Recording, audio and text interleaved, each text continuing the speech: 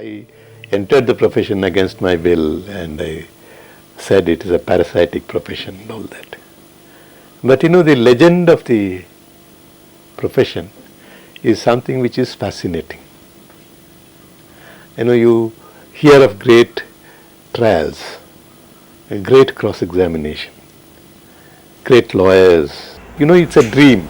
It's your dream to fight for liberty. It's such a fascinating, very romantic subject.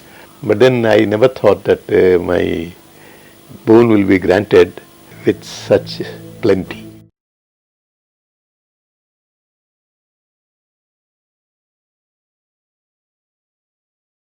Welcome to the KG Kannabiran lectures on law, justice and human rights. It is now a decade since Kannabiran passed on. He was a man, take him all in all. I shall not look upon his like again. It was Hamlet. Kannabiran was a self-taught and self-made man.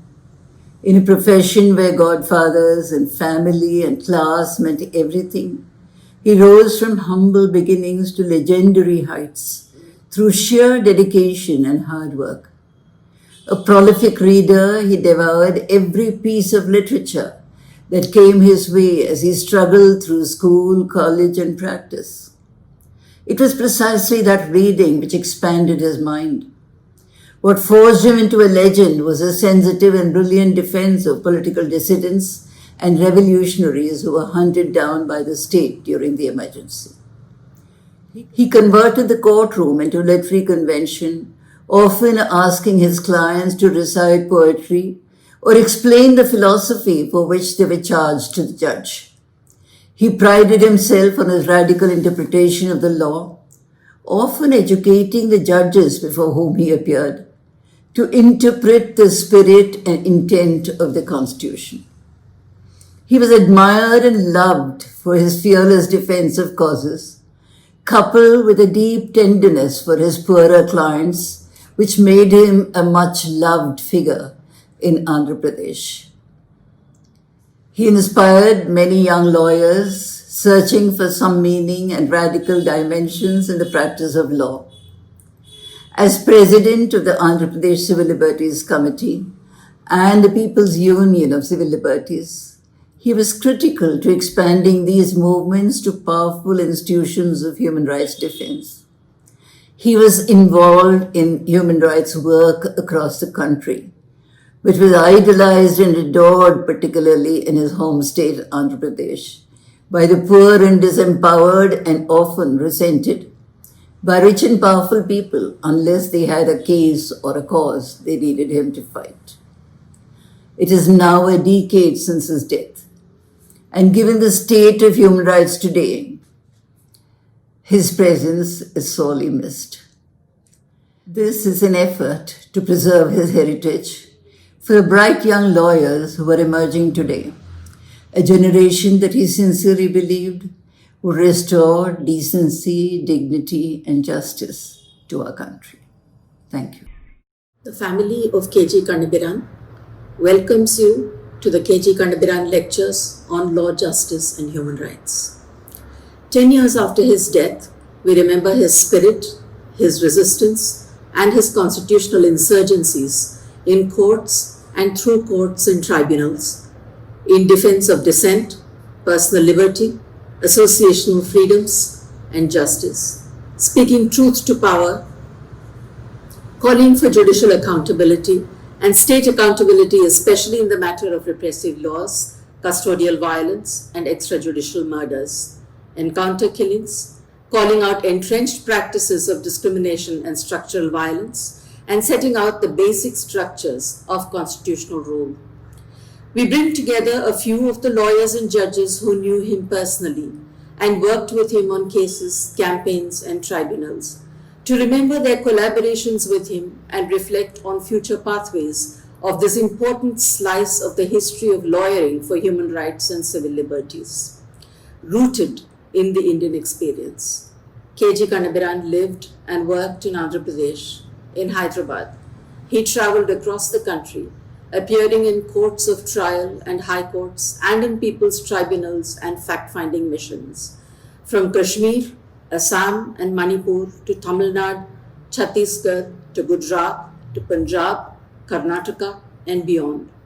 Within Andhra, every nook and corner, every forest and town bear his footprints.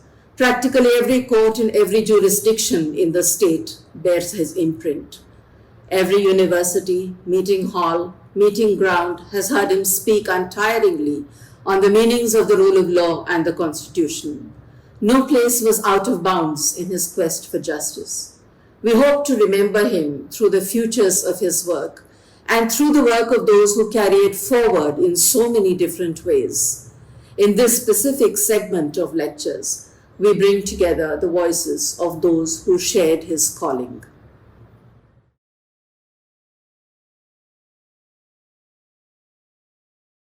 Usha Ramanathan works on the jurisprudence of law, poverty, and rights. She researches, writes, and speaks on matters including the nature of law, Bhopal gas disaster, mass displacement, eminent domain, manual scavenging, civil liberties, including the death penalty, beggary, criminal law, custodial institutions, the environment, judicial process. She has been tracking and engaging with the Indian National ID Project and has written and debated extensively on issues of technology and the human conditions of freedom and liberty. She was a member of the expert group on privacy, a member of the committee set up in the Department of Biotechnology to review the draft Human DNA Profiling Bill 2012, and a member of the committee set up by the Prime Minister's Office to study the socio-economic status of tribal communities. She has been on a series of committees to revise the law on vagrancy. She was awarded the Access Now Human Rights Heroes Award in 2019.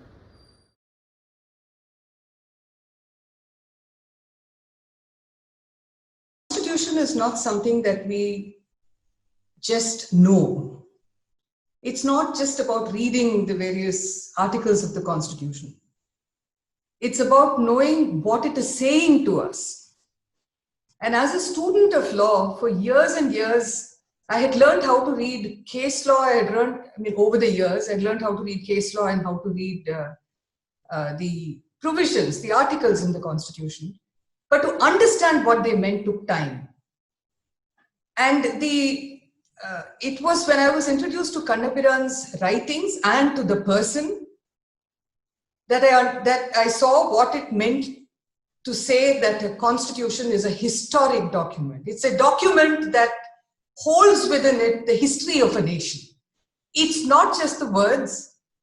It's not only what courts make of it. It is what people have experienced as a history. And that history then gets encapsulated in the Constitution. Some of the history is distorted. Some of it is a statement of what people have learned for themselves and to aspire for. So in his Wages of Impunity, he tells us this, and this is the starting point for some of us to have understood what it meant to be citizens of a country. He says the concept of rights evolved in the course of struggles from slaves to subjects to free citizens.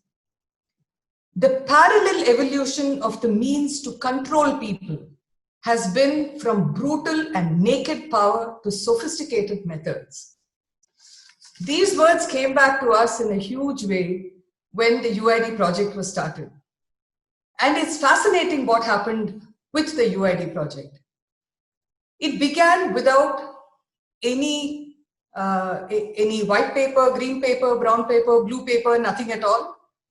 There was no law, there was no public debate, and there was no forum where we could go and ask what this project was about. All we were told as a people of a country was that everybody had to go and register themselves onto this database, because this database would be providing us with the identity with which we could interact with the state. So to reach the state, we would need this ID.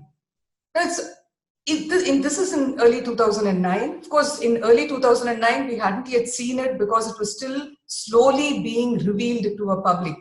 The programming of this project was happening in that period. In somewhere around in November, end November, there was a conference that was held in the National Law School where some of us were introduced to what the project actually was. And the project could be described at that time, the project as it was then could be described in 3 words: unique, ubiquitous, and universal. Now, when the project began, many of us thought that it was about uniqueness being about biometrics, that biometrics would be able to identify each of us uniquely, and that was the uniqueness in the project. It took a little while for us to understand that the uniqueness was not really about biometrics at all, because they knew nothing about biometrics. They didn't know whether it would work on the Indian population. They'd said that maybe with a certain amount of stretching, that is from moving from just fingerprints to fingerprints and iris, it might be possible to enroll everyone onto the database. But it would be the number that would be allotted to each person, which would be the unique element in this. So each individual would be capable of being identified uniquely with a unique number attached to them. And that number would become the signal for where we are, who we are, what we are doing, what we have, and all the rest of it. This was the start of our understanding of what databasing of a whole population was. This was really about creating a database of the whole population. It's also a time when many such ambitions came together. So you have the UID as a project, you had the National Population Register, you had the census, you had the socio-economic caste census, every one of which was going to keep going back to people and saying, register, enroll, give us information about yourself. We need to collect all the data that we want about you. And in a little while later, the ambitions for things like the Goods and Services Tax Network, where the idea they said was to make those which were those who were in the informal economy to enter the formal economy. Actually, it wasn't about entering the formal economy, it was about entering the formal database, not allowing people to function unless they were on that database. The kinds of things that came to characterize it, and there were early signs of this. One, about coercion. Everyone had to be made to come onto this database. The second was about exclusion. If you did not get onto the database and you could not identify yourself through that database, you would be excluded. And the third was appropriation. If you did not conform, what you had could be taken away. Now, this is what we saw in the early years, the first few years of the project. Right in the beginning, one of the persons who spotted what the problem with this very early on was Kannabiran. One day in the morning, I got a call. This was actually after the NPR, the first enrollment had happened. Pratibha Patil, who was the president at that time, was posing for the media with her hands up like this, indicating that she had given her fingerprints to a database. And that was the start of the National Population Register. The National Population Register and the UID AI were supposed to work together to create 2 databases and to share all the data that they had.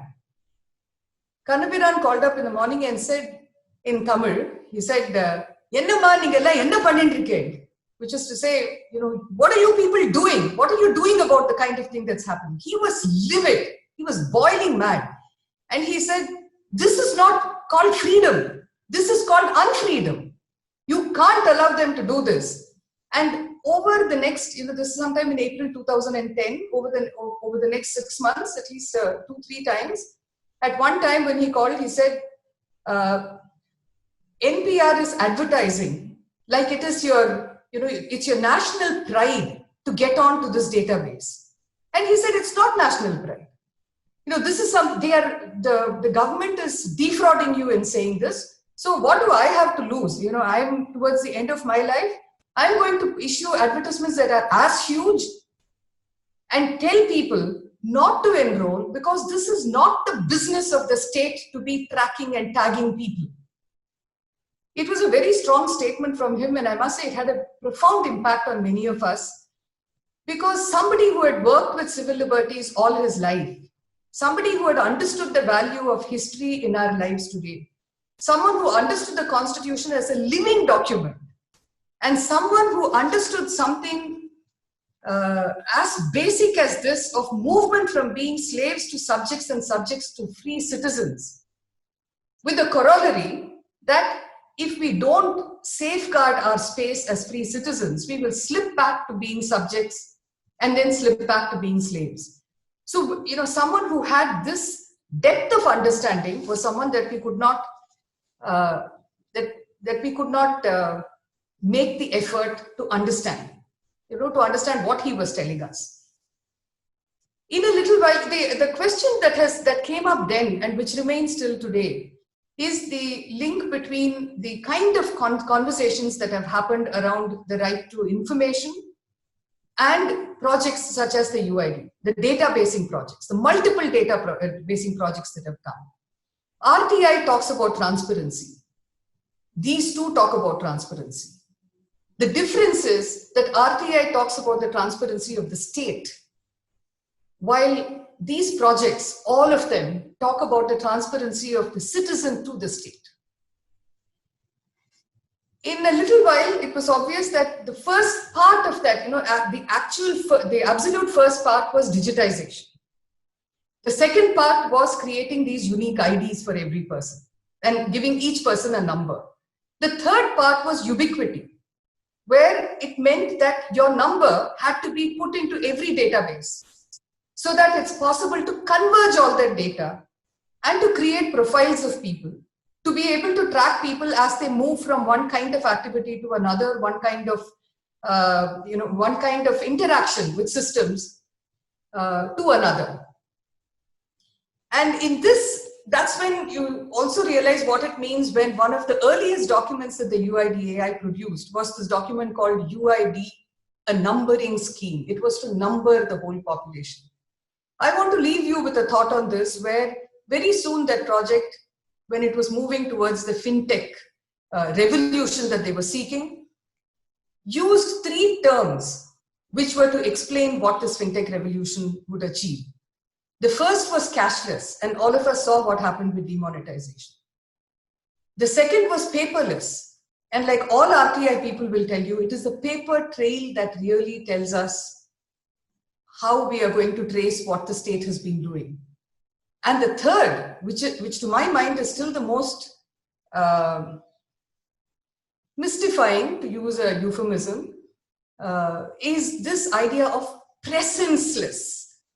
They said, this project makes your presence irrelevant. We only want to know who you are. You don't need to be present. Identify yourself and verify yourself.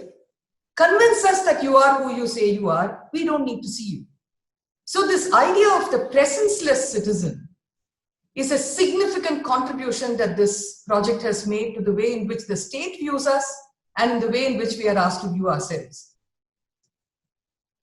While this was on, and of course the third was universality, which is that every person had to take that number. So one of the most important things for them, therefore, was that it should be impossible to escape enrollment, which means that, well, if you don't need, first you start with rations and say anyone who's going to a PDS shop, they can only get rations if they are going to have their UID number. It is linked up with the ration card, and you're able to authenticate yourself month after month by putting your fingerprint.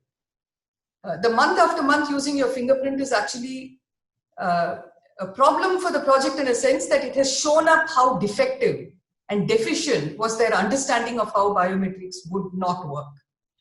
And just to complete that part of it, because I won't be returning to it, now when they are talking about one nation, one ration, we do need to understand that it's a good idea. It's a good idea that people should be able to pick up their rations wherever they are.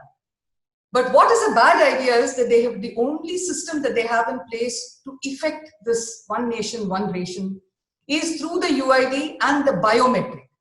And since for many people, especially the working class, biometrics don't work, they have turned around and said that, okay, you can nominate someone to lend their biometrics to you. Think about what it means when my biometric will not work. And if you look at the kind of list of people that they say are likely to be so affected, anyone below 15, anyone above 60, a family, of 4 or more people, but where nobody's biometric works, a family, a single person, because if the single person and who's moving around doesn't have their fingerprint working, then they can't depend upon the other members of the family. So they nominate someone to be them. This is the identity that's being created, and this is what people are being asked to rely on. One of India's, I think Indian human rights and fundamental rights jurisprudence, one of the major things that it has contributed towards is understanding that there is civil and political rights and socio-economic cultural rights are not distinct areas, that they work together, and one in fact cannot very often work without the other. For instance, if I'm hungry and I have no food and I can't protest on the street, I need both. It's not enough to say that I have a right to food. I need also to be able to speak when I'm out on the street and to assemble. So this idea that this contribution that we've made to human rights jurisprudence is something that should help us understand what it means when we rely on technologies that are untested, which, if they work, could create one set of problems, because then we will be profiled and tracked, and there will be it's like a net which is cast around us. The catch in that net will be, somebody else is going to decide what they are going to do with that catch, what they want to do with you, whether they want to recognize you or not, whether they think you should get your entitlement or not. And we have a whole area of study called the process of invisibilizing. The UID says that it will visibilize people so that they can go to the state, but by using untested technologies of this kind, like biometrics, they have effectively invisibilized people. And let's also remember that despite all this ubiquity, when the first lockdown happened and the migrants started moving away from the places where they were back to their homes, and 6 months later, when in Parliament the question was raised, asking how many migrants died on the way? How many migrants needed to walk back from where they were? How did they do it? The answer was, we actually don't know. So 10 years after a project was begun, saying that it will be an assistance, an aid to migrants, and where the state started saying, I will be able to see where you are at different points in time, we ended up in a situation where they said, we actually don't know anything about people. So when you have a database citizenry like this, the state and whoever else is going to be managing these databases will decide what they will see and will decide what they will not see.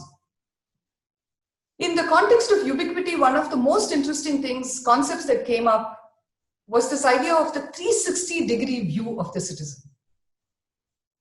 One Mr. Satyanarayana, who has been in the UIDAI, who's been in MeitY, the Ministry of IT and Information Technology, he has, he's written about it in a 2004 book.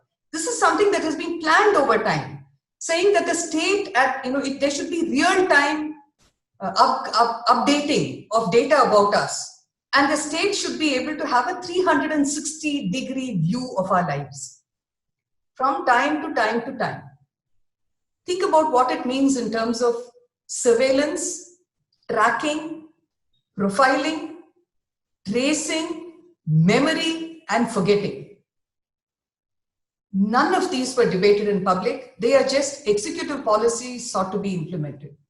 When this matter was taken to court and ultimately the court said, well, this you should not do, while they permitted some other things, they've still carried on with it. So today, wherever you are, just go and check with your, check and see what is happening to see what this 360-degree view is.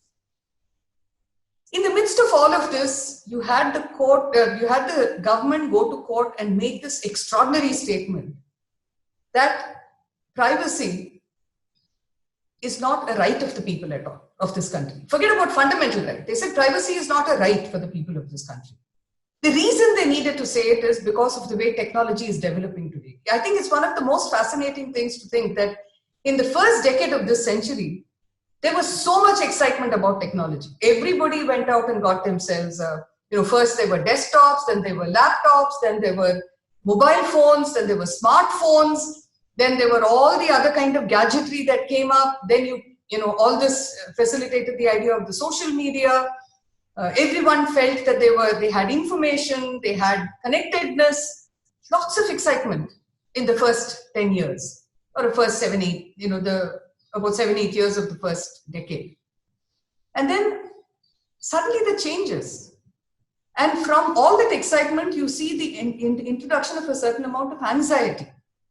And that anxiety comes partly, like in social media, I need hardly say the kind of hate it is able to bring in. See, when Arab Spring happened, many of us watched, in awe that people could mobilize, that this could be a tool in the hands of people, so that the basic idea that which Kanabiran gives us, where he says, as it is the people who run the government and not the other way about, it is necessary now and then to remind ourselves that the government is not constituted to erode our right to life and liberty.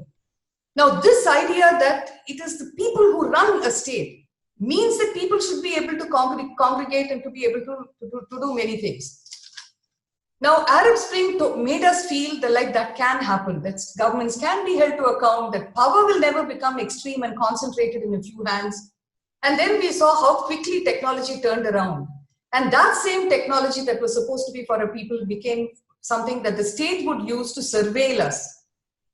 With the introduction now of facial recognition, with CCTVs being ubiquitous, with social media, capable of being not just capable, but there is a fierce attempt by all states, by many states, to say that we want to monitor what people are saying on social media. We need to know who the influencers are so that we know what to do with them.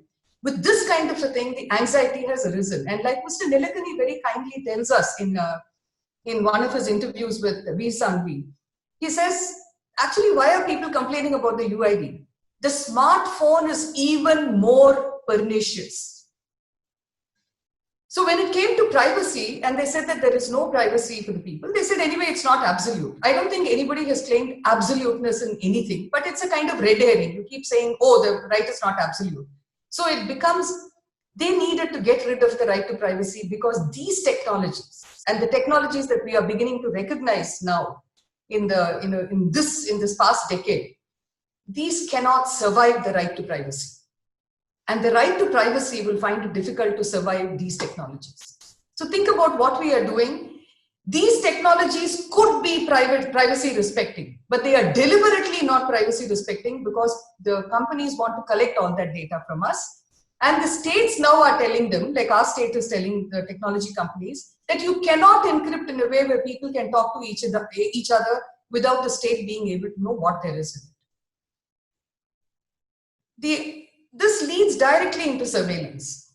And I'm not going to say very much about surveillance because we can see it. Ubiquity meant that it is in every database. You have something like the National Intelligence Grid, which can just real time collect data from multiple databases, about 21 databases, and hand them over to 11 and any more that they decide that they want to give it to intelligence and security agencies. And we won't even know that this is happening.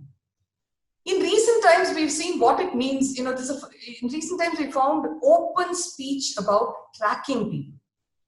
It was done like it was benign in the Arogya Setu app. And now you find that they've said that there will be a national health ID. And everybody will have to get vaccinated. And that vaccination will have to be reflected in the with the national health ID, which will be kept in a DigiLocker, which has been created by one small set of people called, iSpert, and of which Mr. Nilekani is the mentor, that this will be kept in the DigiLocker, which can only be operated with a UID. So wherever you go, it's like, you can feel, if you've seen that image of Gulliver being, tied down, that's more or less where we are today.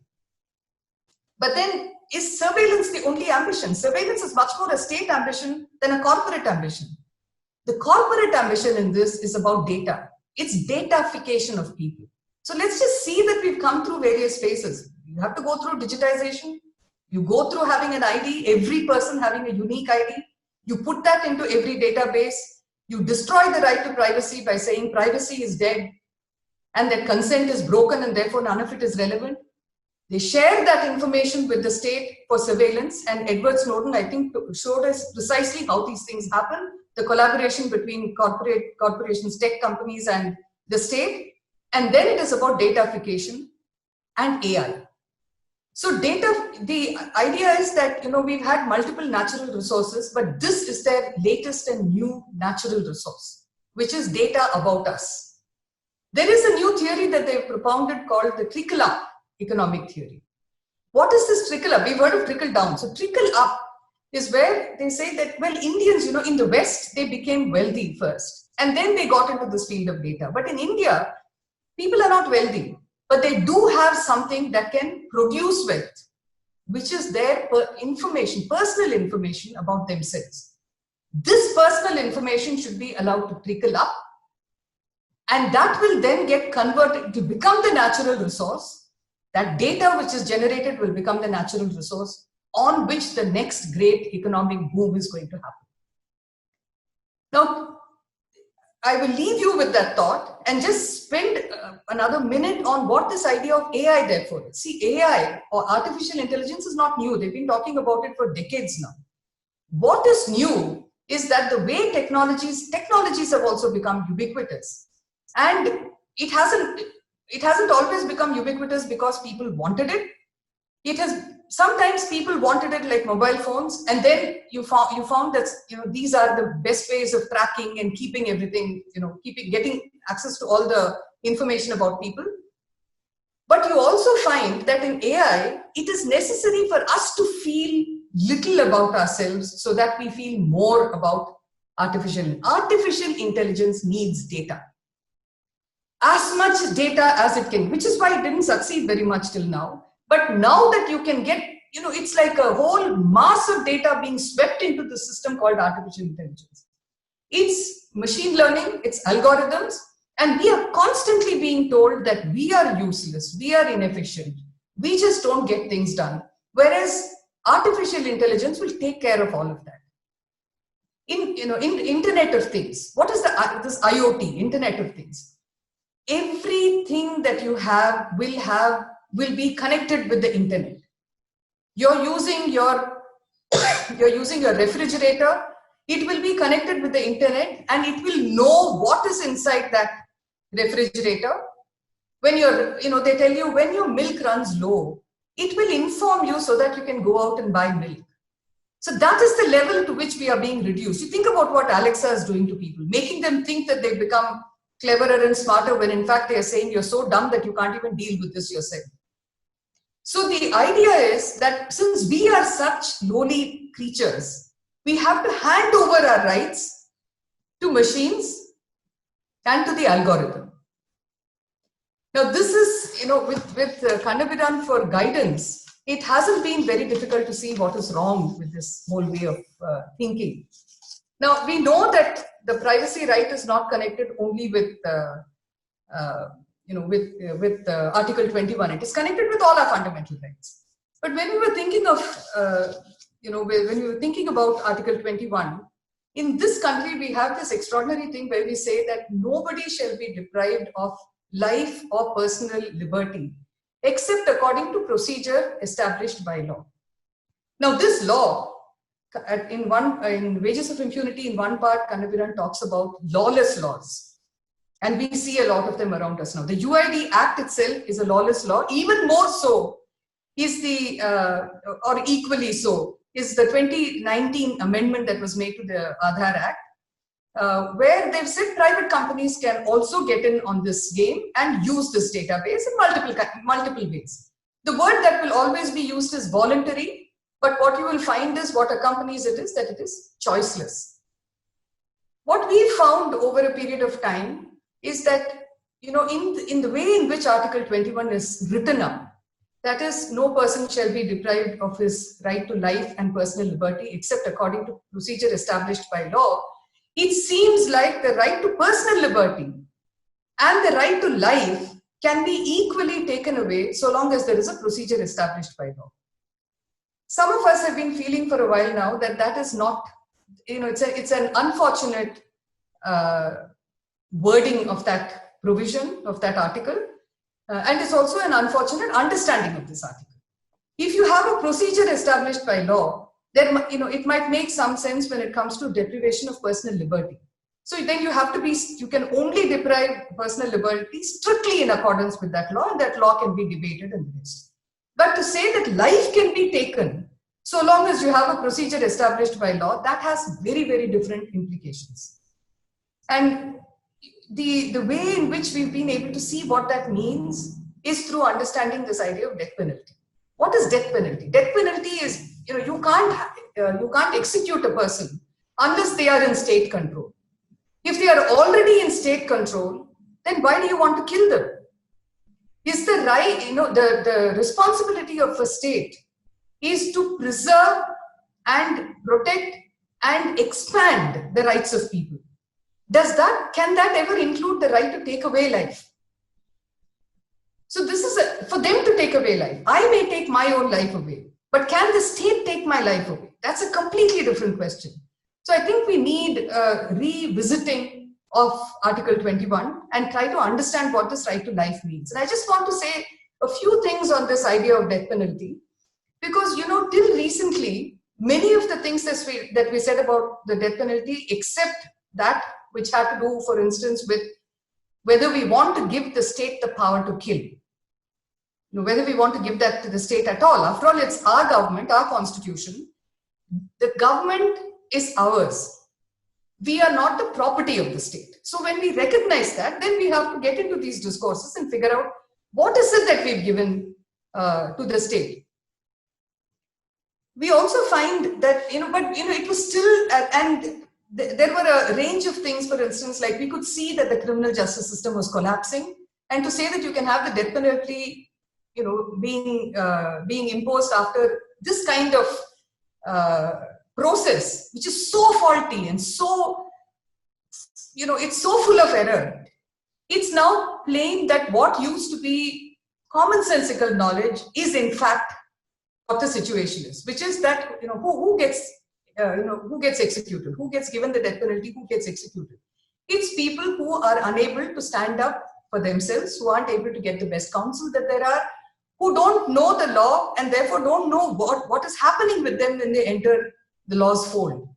So almost everybody on death row have been people who are poor, who belong to backward communities, who are unable to get, who don't have the support, neither legal nor other support, so that they can, pull themselves out of this, even to defend themselves properly. So and we know that there are cases, for instance, Mohan's case, where public prosecutors said that we need to be paid the same amount as you're going to, the defense, the legal aid lawyers were saying we need to get paid the same amount as prosecutors. And most of the case went without having any defense at all. So I just want to mention 2-3 things, so that we know what we are dealing with when we say this. One, I just want you to go back and take a look at the Scheduled Castes and Scheduled Tribes Atrocities Act, Prevention of Atrocities Act. And you'll find there that there is a provision which says that if any person has fabricated evidence, which has, in a capital offense, and that is if any person who is not a scheduled caste has done that in a case where they are implicating a person from the scheduled caste or scheduled tribe, and that fabrication of evidence results in the person being given the death sentence and actually being executed in consequence, then the person who fabricated the evidence will also be given a death sentence. In my simple head, what it sounded to me like was that this is a 1989 law, that this law picks up from the Indian Penal Code, where this provision already existed, but without the caste element in it, which doesn't show therefore the extraordinary vulnerability of some communities in relation to other communities. What it told me was that If scheduled castes and scheduled tribes are so particularly vulnerable to fabricated evidence being used against them, and they're actually being executed in consequence when they might be completely innocent, then the only thing that made sense was to say, in such a case, in a situation, in a country like this, in a society like this, we cannot have death penalty for scheduled castes and scheduled tribes. How can we justify it by saying, oh, I hanged you, but I will also hang somebody else? So I think we need to go back and think about some of this. We need to think about what it meant when extraordinary laws produced death penalty. Extraordinary laws are what? Like TADA, POTA, laws like that. And why? Because I don't know if you've seen I think all of us need to see this. When the Rajiv Gandhi assassination happened, there are many things to say about it. But at this point, I'm only going to talk about Pera Rivalan, Arivar, who was also implicated because he was supposed to have bought a battery for Sivarasan, who was one main accused, but he took potassium cyanide and died. So he never reached the courts. But Pera Rivalan was picked up, and Pera Rivalan, in his confession statement, said, Sivarasan asked me to buy the battery, and I bought the battery and gave it to him. He also said that I did not know what it was going to be used for. I did not know it was going to be used, for the suicide bomber. So he said, I did not know what it was going to be used for. This is in 1991. Now, many years later, a police officer who had recorded all these confessions, he came out and he said, I made a mistake then. He did say this to me, but I did not record it in the confession statement, because at that time we were, there were 17 people whose confessions I was recording, and Pera Rivalan was one of those. And if I were to record that statement, all the rest of his statement would become, of no value. And because there was a doubt in their minds that he had perhaps done something, he said, I did not record it. But what transpired later, for instance, when they found something that Sivarasan had sent, a message that he had sent where he said, nobody but that one woman who must have been Dahanu, who was the person who wore the suicide vest and went there. Nobody else knew about this plan. And he said, I realized that I'd made a mistake. So he came out. Okay, he made a mistake then, but he did come out later. He said, it's only when I saw that he was being led to the gallows on something as feeble as this that I said, I can't keep quiet. And he came out and spoke. He gave an affidavit. He's on, you go to YouTube, his name is Tyagarajan, you'll find it there. And he has been explicit about exactly what happened. Pera Rivalan is still in prison. Why is an innocent man? And he served many of those years in prison on death row. What does this mean? You have the idea of collective conscience that they brought in. In the early 1990s, there was the case of Muthukutti Chandran. In the Karnataka, Kerala border, there were a spate of killings. And Muthukutti Chandran, who was a local hooligan, according to the record, was picked up as having committed the offense. Now there is a whole trial, whatever that happened, but the evidence was not really strong at all. A lawyer who traveled with the sessions judge who gave death sentence to Muthukutti Chandran, said, he went to the Supreme Court because they had gone through the whole thing. His family had said, we have nothing to do with him. He had no support there himself. He was on legal aid. It went to the High Court, Supreme Court. Many things were tried. Finally, this lawyer wrote to the Supreme Court saying, listen, I traveled with with the sessions judge who made this statement in my presence. He traveled from Kerala to Supreme Court where the matter was going to be heard. And the court said, the court was very unhappy with what had happened and said, do you understand the implications of what you're saying? You can be hauled up for contempt. It's all on record. It's a reported judgment. And they dismissed this matter. Muthukutti Chandran was hanged. I don't know how you feel about this idea of death penalty being used in this way, because this was a case of, because the sessions judge said There was panic in these areas and we had to do something. This is another version of the collective conscience. This is this is calming down public fears through using the death sentence. We have to think about whether we can ever allow a thing like this. And I just want to end with Kannabiran's statement on the death penalty. He says, it is untenable to insist on carrying out death sentence on the ground of legality, when all the fundamental assumptions, social and moral, underlying that legality have crumbled. I would like to leave with these words, but I'm just tempted to say this, that if you're wondering what is the connection between having a UID and having the death penalty spoken about together, it's pretty simple. This is how our lives are getting constituted and reconstituted. And when you are under perpetual surveillance, then what people are looking for is potential criminality all the time. The thing that we have to decide is whether we think so poorly of ourselves that we think machines and technology and data controllers should be allowed to decide who we are and what our fate should be. Thank you.